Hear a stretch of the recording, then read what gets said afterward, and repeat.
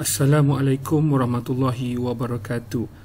Yang dihormati Tuan Pengarah IPG Kampus Pendidikan Teknik Cik Romaino bin Rabu, Timbalan Pengarah, Barisan KJKU serta pensyarah dan sahabat handai sekalian. Pada hari ini, saya Afian Akbar bin Mustam, Ketua Jabatan Matematik, dalam slot Deep Talk akan memperkatakan berkenaan dengan pendekatan matematik in konteks ataupun dalam bahasa Melayu adalah aplikasi matematik dalam kehidupan seharian.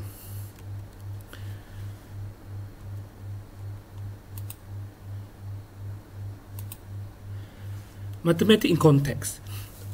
Pelajar pada dasarnya adalah seorang yang kreatif, memiliki kemampuan menggunakan pemikiran dan imajinasi mereka secara konstruktif untuk menghasilkan sesuatu yang baru. Pendidikan moden menitik beratkan kepada pelaksanaan aktiviti di mana pelajar belajar untuk melakukan sesuatu aktiviti. Dengan melakukan aktiviti, pelajar memperoleh pemahaman, pengetahuan, pemahaman konten dan juga keterampilan. Sehubungan itu, aktiviti pembelajaran yang dipilih perlu menekankan kepada asas keaktifan pelajar dalam proses pembelajaran mereka. Kefahaman konsep dalam matematik begitu penting dalam proses pengajaran dan pembelajaran. Pembentukan konsep matematik yang dikaitkan dengan pengalaman murid aktiviti yang berlaku di sekeliling mereka perlu diberi keutamaan dalam proses pembelajaran dan pengajaran matematik. Murid dikatakan dapat mengaitkan konsep-konsep matematik dengan kehidupan sebenar mereka sekiranya mereka dapat menggunakan pengetahuan mereka untuk menganalisis data dalam memahami isu dan masalah yang berlaku di sekeliling, seterusnya menyelesaikan masalah tersebut. Salah satu objektif kurikulum matematik sekolah rendah berkaitan dengan kebolehan murid untuk menggunakan kemahiran dan pengetahuan matematik untuk menyelesaikan masalah dalam kehidupan seharian dengan berkesan dan penuh tanggungjawab. Salah satu penekanan yang perlu diberikan dalam proses pengajaran dan pembelajaran ialah membuat kaitan dalam matematik, iaitu sama ada mengaitkan konsep yang diajar dalam kelas matematik dengan mata pelajaran lain. Kita panggil sebagai elemen merentas kurikulum maupun mengaitkan konsep matematik dengan aktiviti-aktiviti sebenar dalam kehidupan sebenar murid. Itu yang dinamakan sebagai matematik in context. Pembelajaran yang mengaitkan konsep matematik dengan situasi seharian murid ini selari dengan teori pembelajaran kontekstual yang menyatakan bahawa pembelajaran akan berlaku apabila murid dapat memproses maklumat baru dengan mencari hubungan dengan pengalaman yang telah mereka lalui dalam kehidupan seharian mereka. Teori pembelajaran secara kontekstual adalah berdasarkan kepada teori pengajaran dan pembelajaran konstruktivisme yang mana pembelajaran berlaku apabila pendidik atau guru menyediakan maklumat dan persekitaran yang membolehkan pelajar-pelajar ini membina sendiri pengetahuan mereka berdasarkan pengetahuan sedia ada mereka. Guru yang mewujudkan bilik darjah yang dipenuhi dengan bahan-bahan yang menarik khususnya dalam konteks aktiviti sebenar akan menggalakkan mereka membina pengetahuan mereka sendiri dan berupaya untuk meneroka ilmu pengetahuan. Pembelajaran secara kontekstual ini memberikan banyak faedah kepada murid, dapat memupuk murid membina konsep serta dapat menguasai kemahiran bagi sesuatu konsep kerana ia memberikan konteks pengalaman kehidupan seharian kepada mereka. Literasi matematik mengikut kerangka pentafsiran antarabangsa, program penilaian pelajar antarabangsa ataupun kita panggil sebagai PISA yang menguji kemahiran berfikir aras tinggi murid ialah kemampuan individu untuk memformulasi, menggunakan dan menterjemah matematik dalam pelbagai konteks. Ia membantu individu untuk mengenali peranan matematik dalam persekitaran dan membuat keputusan yang diperlukan oleh warga negara yang konstruktif, terlibat, engage dan juga reflektif. Salah satu aspek penting dalam literasi matematik ialah masalah matematik diletakkan dalam satu konteks, iaitu aspek dalam dunia murid di mana masalah itu diletakkan. Jadi sebelum kita pergi kepada contoh-contoh atau kaedah-kaedah pengajaran yang melibatkan matematik in konteks, izinkan saya menerangkan apa itu pendekatan pengajaran, strategi pengajaran, kaedah pengajaran dan juga teknik pengajaran yang diguna pakai di dalam Mathematics in context. Pendekatan pengajaran adalah cara untuk mendekati sesuatu, merujuk kepada cara bagaimana sesuatu mata pelajaran yang diajar untuk mencapai objektifnya.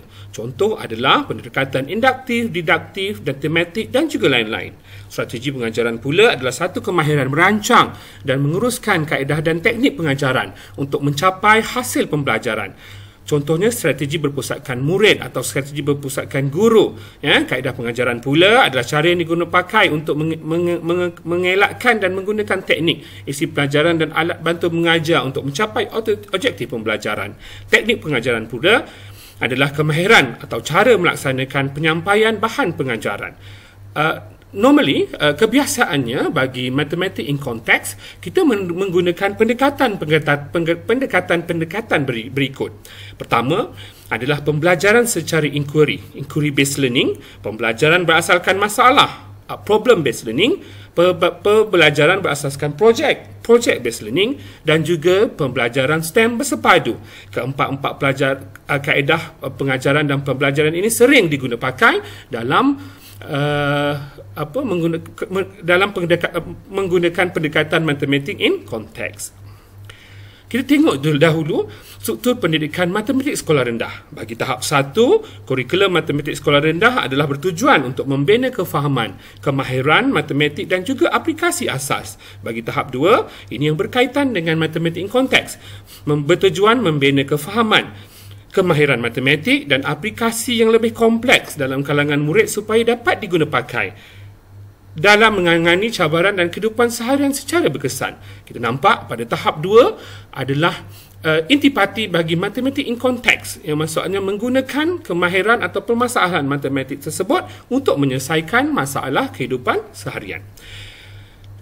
Jadi kita tengok kepada, saya sertakan beberapa contoh atau juga slide yang dipinjamkan daripada Pusat STEM Negara untuk digunakan pakai dan juga menjadi panduan kepada guru-guru bagaimana untuk merancang Mathematics in Context. Jadi kalau di sini dalam bidang pendidikan, kita ambil contoh dalam bidang pendidikan. Kalau kita lihat di sini, apakah perlu dibuat sebelum membina atau mengubah slide? Bagaimanakah mengukur keluasan dan ketinggian? Apakah yang hendak dibina? Bagaimanakah untuk memastikan bajet itu mencukupi? Jadi di sini terdapat beberapa aspek aplikasi matematik dalam kehidupan seharian yang diterapkan dalam aktiviti bidang pembinaan. Contohnya adalah merancang bajet, mengambil ukuran, menganggar kos dan untung, aritmetik, geometri, calculus and statistik dan juga trigonometri. Ini adalah contoh bagaimana satu aktiviti yang dirancang dapat memenuhi kebanyakan aplikasi di mana di sini sekiranya pelajar ingin membina bidang pembinaan, secara tidak langsung dia dapat mempelajari matematik itu berdasarkan kepada masalah yang mereka hadapi. Contoh yang seterusnya, matematik digunakan semasa merancang taktik dalam permainan video. Jadi apakah aplikasi matematik yang terlibat?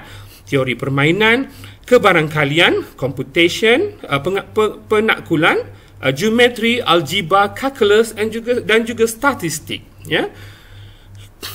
Bagi aktiviti merancang perjalanan, jadi kalau kita nak merancang perjalanan bagi sesuatu aktiviti atau kehidupan seharian, jadi apa yang perlu kita sediakan adalah menyediakan bajet, tentukan bilangan hari perjalanan, tentukan destinasi, pilih hotel.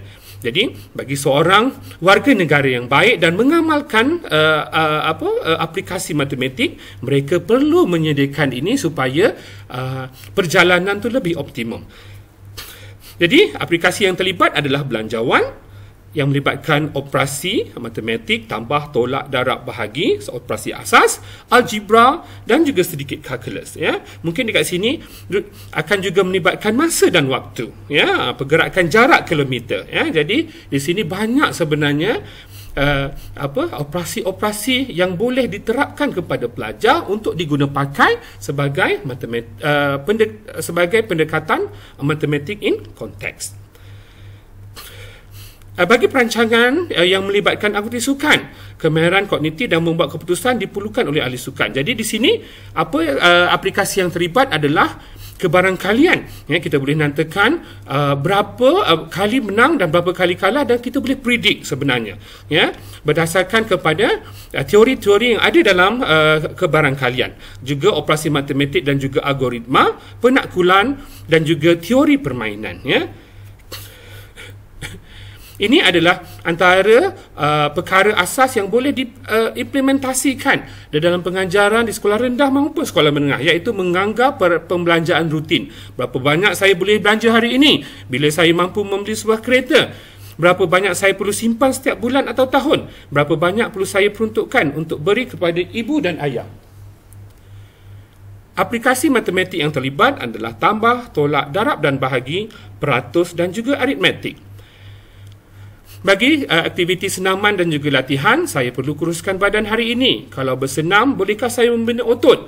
Bolehkah saya mencapai badan idaman atau six pack? Di sini, aplikasi matematik yang terlibat adalah operasi asas, tambah, tolak, darab, bahagi dan juga penaklukan. Bagi aktiviti reka bentuk dalaman, pereka dalaman merancang rekaan dalaman dan susun atur dekorasi berdasarkan luas, bajet atau cita-rasa. Jadi, aplikasi matematik yang boleh terlibat adalah aplikasi dalam topik geometri, nisbah dan peratus, operasi matematik, kalkulus dan juga statistik. Ini lagi dekat dengan kita, ya, iaitu rekaan fashion, mengambil ukuran, menggambar kualiti dan kuantiti kain, menganggar kualiti dan kuantiti kain, menentukan tema, warna pakaian, menganggar kos dan juga untung. Jadi, aplikasi matematik yang terlibat adalah asas matematik, nisbah dan peratus dan juga geometri.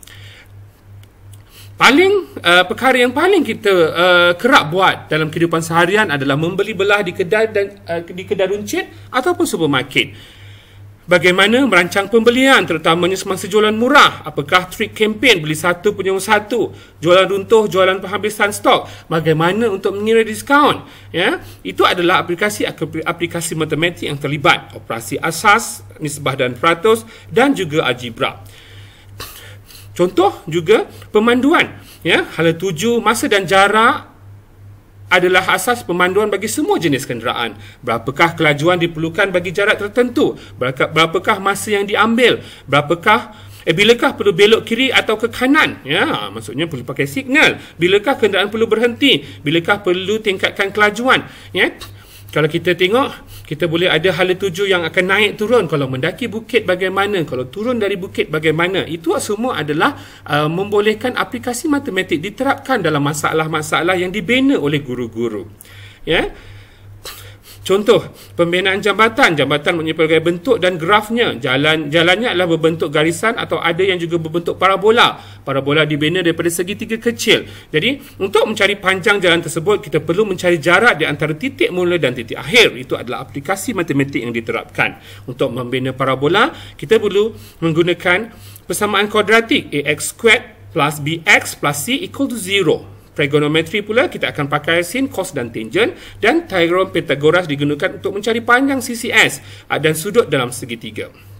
Ini adalah contoh, ya, bagaimana soalan-soalan berkaitan dengan matematik in context, ya, diimplementasikan dalam masalah matematik, ya. Yang ini adalah berkaitan dengan pasukan bomba. Berapakah ketinggian maksimum fire engine yang diperlukan oleh ahli bomba Munich untuk menyelamatkan mangsa? Jadi bila pelajar kita tengok, ini adalah begini selesainya. Jadi kita dapat selesaikan dalam masa yang sama, kita dapat mengimplementasikan kemahiran matematik dalam masa menyelesaikan masalah yang berkaitan dengan kehidupan seharian. Ya. Real world example for agriculture, bees contohnya, ya, melibatkan measurement. Weight contohnya melibatkan estimation atau statistik. Pumpkins, predictions. Grocery ads, money, decimals. Popcorn, measurement. Food packaging, measurement and percentage. Ya, rice, exponent. Ya, ini adalah antara contoh-contoh real world example daripada bidang-bidang pertanian. Secara kesimpulannya, KPM telah memperkenalkan pembelajaran abad ke-21 yang mana kementerian telah mengenal pasti kemahiran abad ke-21 yang sesuai dalam konteks tempatan dan dapat menyediakan warga Malaysia untuk bersaing dalam peringkat antarabangsa.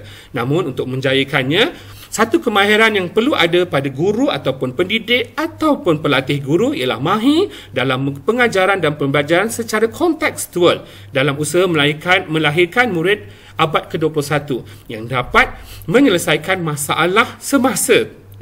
Salah satu ciri murid ke-21 ialah berupaya membuat hubung kait, termasuk hubung kait pengetahuan yang dipelajari dengan mata pelajaran lain maupun dengan situasi sebenar dalam kehidupan mereka. Jadi, matematik in konteks adalah sangat sesuai untuk diimplementasikan di dalam pengajaran guru-guru matematik, pelatih guru ataupun pensyarah sendiri dalam kurikulum ataupun silibus yang diajar. Sekian saja perkongsian saya pada hari ini. Assalamualaikum warahmatullahi wabarakatuh.